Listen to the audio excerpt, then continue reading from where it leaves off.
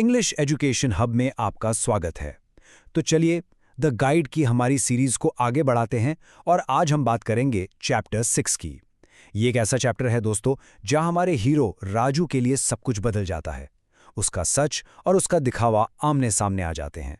पिछली बार हमने देखा था कि कैसे वो एक संत की भूमिका में बुरी तरह फंस गया है और आज हम जानेंगे कि क्या वो इस जाल से बाहर निकल पाता है। तो चलिए इस जबरदस्त टर्निंग पॉइंट का डिटेल्ड एनालिसिस शुरू करते हैं। आर.के. नारायण की ये जो कमाल की नॉवल है द गाइड, इसमें चैप्टर 6 हमारे मेन कैरेक्टर राजू के लिए एक बहुत ही ज़रूरी मोड़ है। आप समझ लीजिए कि वो एक ऐसे चौराहे पर खड़ा है जहां उसे अपनी नकली पहचान और अपनी असली सच्चाई के बीच एक बहुत बड़ा फैसला लेना है। तो आइए देखते हैं कि इस चैप्टर में आखिर होता क्या है। तो चैप्टर की शुरुआत में हम देखते हैं कि राजू अभी भी उस स्वामी के किरदार में ही जी रहा है। पता नहीं कितने महीने, अरे शायद साल बीत गए हैं। उसे खुद भी अब कोई हिसाब नहीं है। उसकी पूरी दुनिया बस ये एक नाटक बनकर रह गई है, एक ऐसा रोल जिसमें वो अब पूरी तरह से कैद हो चुका है। और गांव वालों का क्या कहना, उनके मन में तो राजू के लिए अटूट श्रद्धा है, जबरदस्त विश्वास है। आप सोचिए, जब वो उसके पास आते हैं तो उनकी आवाज़ तक धीमी पड़ जाती है। यहाँ तक कि छोटे छोटे बच्चे भी उसकी अगस्त प्रेजेंस यानी उसकी उस भव्य पवित्र मौजूदगी के सामने एकदम शांत हो जाते हैं। उनकी नज़रों में वो कोई मामूली इंसान नहीं बल्कि एक सच्चा स्वामी है जो उनके लिए एक महान तपस्या कर रहा है। लेकिन सवाल ये है कि जो बाहर दिख रहा है क्या वही सच है? राजू के मन के अंदर असल में क्या चल रहा है?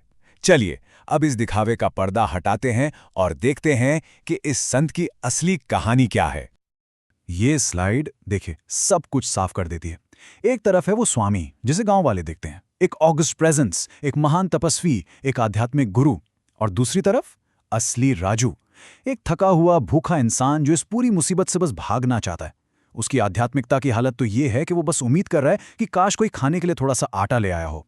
देख रहे हैं आप कितना बड़ा फर्क है दिखावे और हकीकत में। अब राजू से ये दिखावे का बोझ और बर्दाश्त नहीं हो रहा है। वो फैसला करता है बस बहुत हुआ ये नाटक, मुझे अब इसे खत्म करना ही होगा। वो किसी भी कीमत पर इस संत की भूमिका से निकलकर अपनी नॉर्मल जिंदगी में वापस जाना चाहता है। और उसका प्लान बहुत ही सीधा साधा, शायद कुछ ज्यादा ही सिंपल।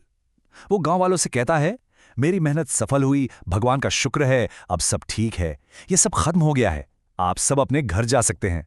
उसे लगता है बस इतना कह देने से सारा खेल खत्म हो जाएगा और वो आजाद हो जाएगा। लेकिन यहीं तो कहानी में ट्विस्ट है। राजू ने गांव वालों की भक्ति की गहराई को बहुत कम आंका था। वो लोग अपनी जगह से हिलने तक का नाम नहीं लेते। उनकी आस्था इतनी मजबूत है कि उन्हें लगता है कि स्वामी जी शायद कोई परीक्षा ले रहे हैं, और बस राजू का ये आसान सा प्लान पूरी तरह से फेल हो जाता है।